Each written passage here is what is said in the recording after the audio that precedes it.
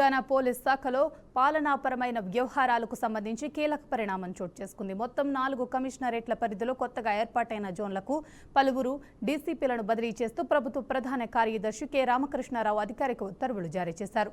Chevella zone డీసీపీగా Yogesh Gautam, Kukatpally zone డీసీపీగా Ritiraj, Serilingampally zone డీసీపీగా చింతమనేని శ్రీనివాస్, బేగంపేట డీసీపీగా రక్షితామూర్తి, రాజేంద్రనగర్ జోన్ డీసీపీగా శ్రీనివాస్, ఉప్పల్ జోన్ డీసీపీగా సురేష్, సిద్దిపేట సిపిగా రష్మి పలువురు అధికారులు నియమితులైనట్లు అధికారులు తెలిపారు.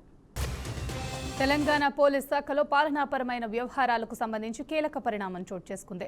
మొత్తం 4 కమిషనరేట్ల పరిధిలో కొత్తగా ఏర్పాటైన జోన్లకు పలువురు డీసీపీలను బదిలీ చేస్తూ ప్రభుత్వ ప్రధాన కార్యదర్శి కె రామకృష్ణారావు అధికారిక ఉత్తర్వులు జారీ చేశారు.